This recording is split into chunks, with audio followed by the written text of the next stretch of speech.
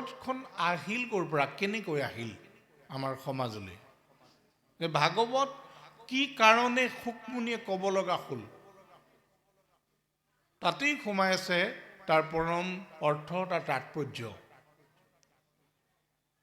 যেতিয়া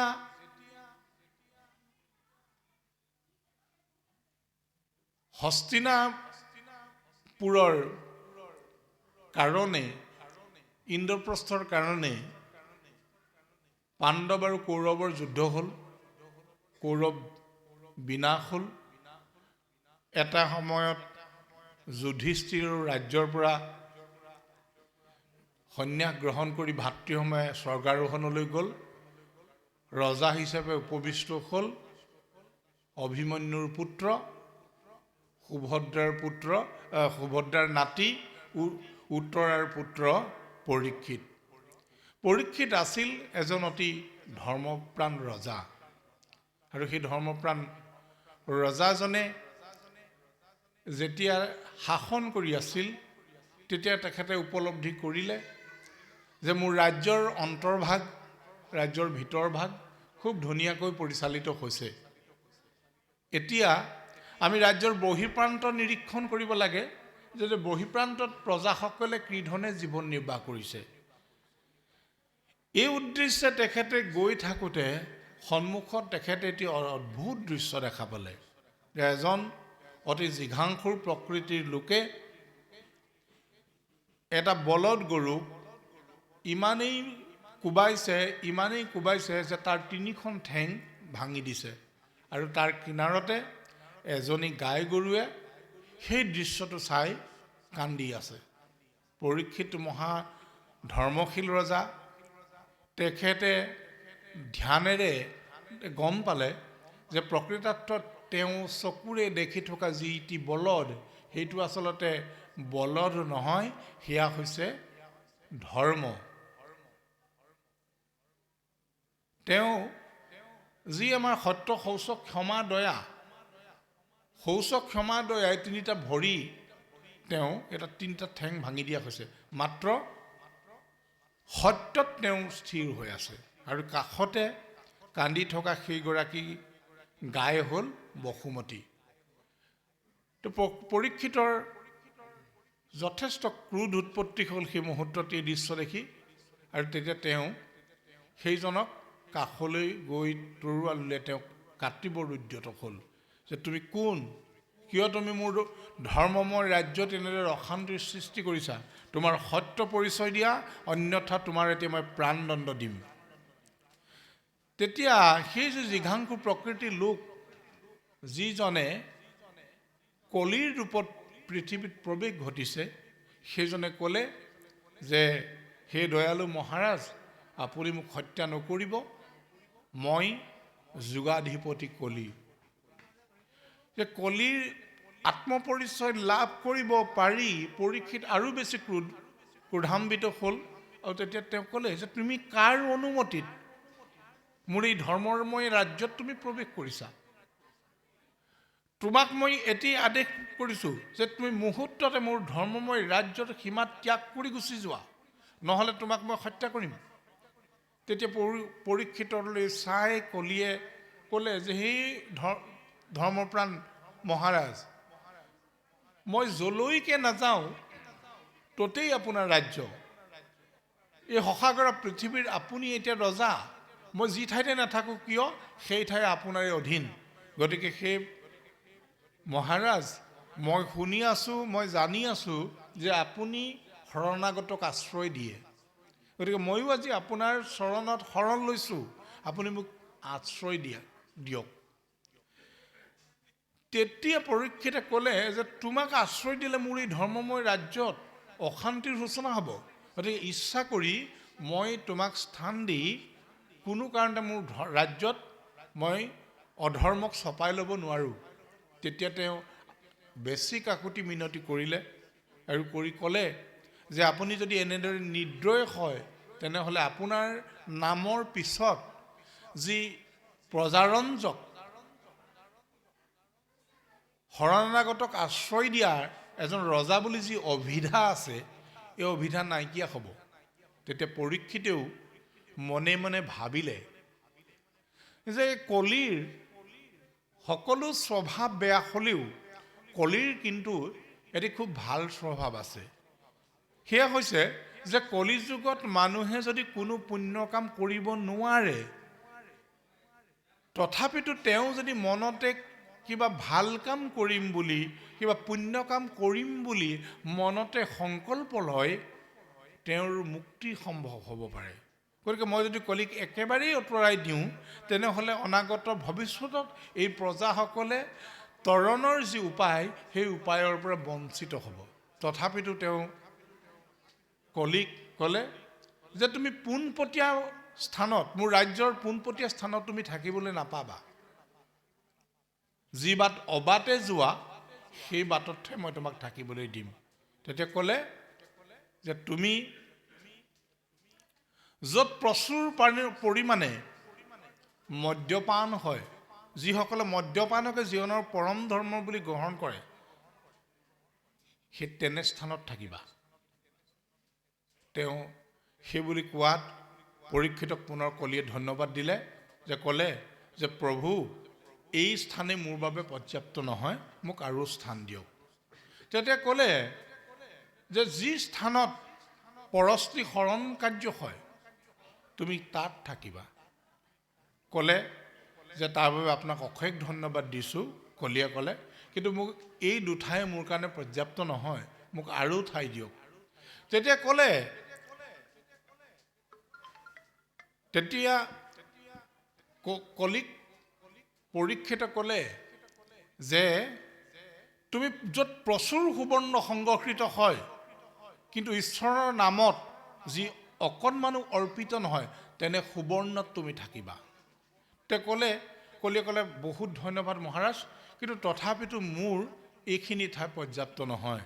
তেতিয়া তেওঁ ক'লে তেনেহ'লে তোমাক মই আৰু এটা সংকীৰ্ণ ঠাই দিছোঁ, সেয়া হৈছে 2 ঘৰৰ সীমাৰ মাজত তুমি থাকিবা। তেতিয়া কলিয়ে ক'লে যে মহাৰাজ, আপোনাক অশেষ ধন্যবাদ দিছোঁ, তথাপিতো মোৰ বাবে ঠাই কম হৈছে, অনুগ্ৰহ কৰি আপুনি মোক আৰু কিছু ঠাই দিয়ক। তেতিয়া পৰীক্ষিত ৰজাই কলিক ক'লে যে তোমাক এতিয়া মই কিছু ব্যাপ্ত পৰিসৰত এটা মই ঠাই দিছোঁ, সেয়া হৈছে তুমি গৃহস্থৰ পঞ্চসোণা পাতেকত অৱস্থান কৰিবা। তাৰমানে গৃহস্থৰ পঞ্চসোণা পাতেক মানে প্ৰতি ঘৰ গৃহস্থতে পঞ্চসোণা পাতেক হয়, আৰু প্ৰতি ঠাইতে কলি থকাৰ তেওঁ ঠাই পালে, আৰু সেইখিনিকে লৈ কলিয়ে সেই স্থানৰ পৰা আঁতৰি গ'ল।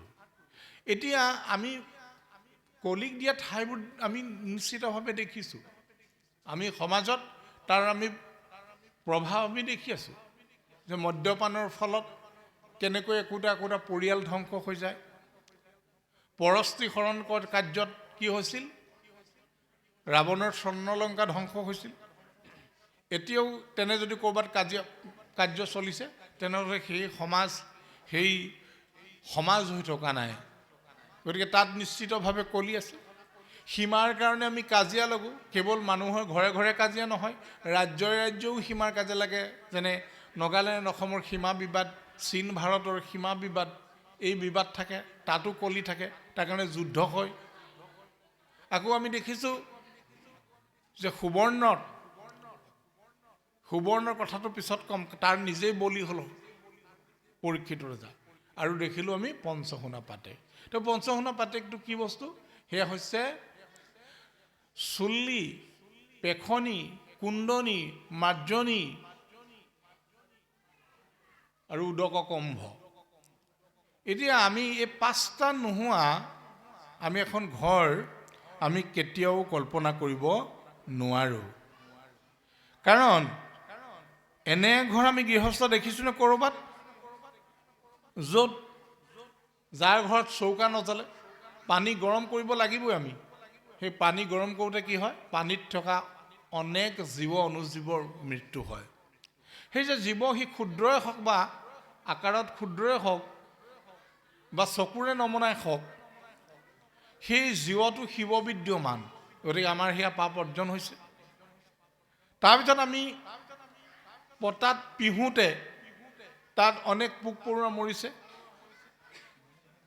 তাৰপিছত আমি মাৰ্জনী অৰ্থাৎ আমি ঘৰ মুচিছোঁ, ঘৰ সাৰিছোঁ, তেতিয়াও পোক পৰুৱাৰ মৃত্যু ঘটিছে। আৰু আমি ঢেঁকীত খুন্দিছোঁ, তেতিয়াও বিভিন্ন জীৱৰ মৃত্যু ঘটিছে। গতিকে এনেকুৱা এখন ঘৰ আমি কল্পনা কৰিব নোৱাৰোঁ যিখন গৃহত এই পঞ্চসোণা পাতেক নাথাকিব।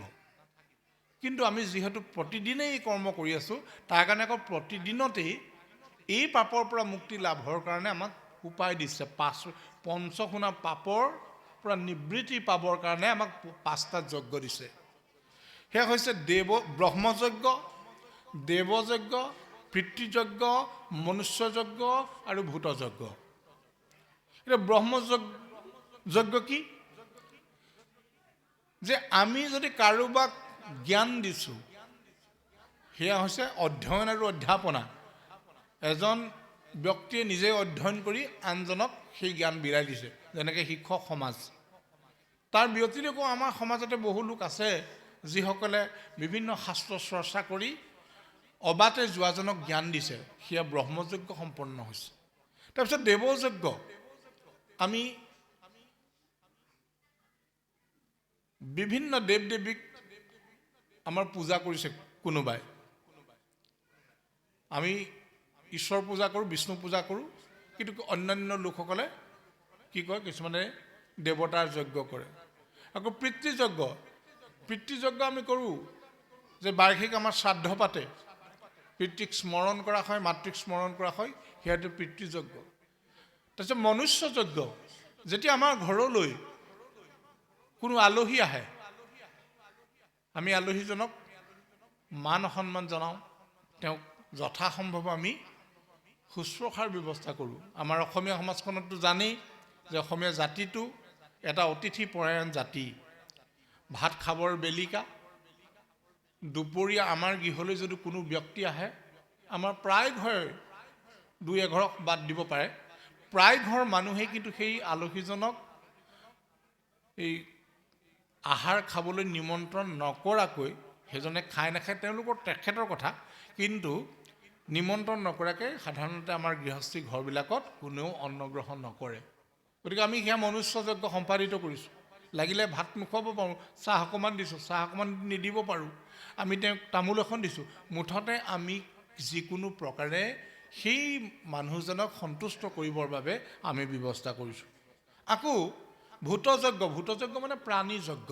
আজি আমাৰ ঘৰখনত, আমি গাঁৱৰ ঘৰখনক কল্পনা কৰিব নোৱাৰোঁ, ছাগলী, গৰু, ম'হ, বিভিন্ন জীৱ জন্তু, কুকুৰ, মেকুৰী, অনেক জন্তু আমাৰ ঘৰত থাকে। কাৰোবাৰ ঘৰত গোটেই সোপা থাকিব পাৰে, কাৰোবাৰ ঘৰত এটা হ'লেও জন্তু আছে।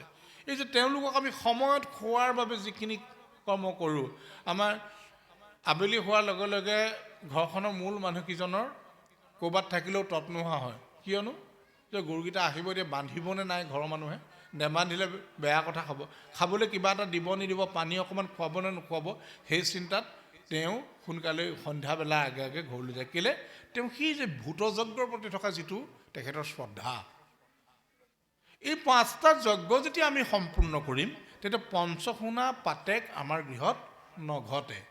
আমি ভাবোঁ যে আমাৰ বেছি সংখ্যকে এই যজ্ঞৰ লগত নিমজ্জিত হৈ আছে, যাৰ কাৰণে আমি এখন গৃহস্থী আমি পৰিচালনা কৰিব পাৰিছোঁ।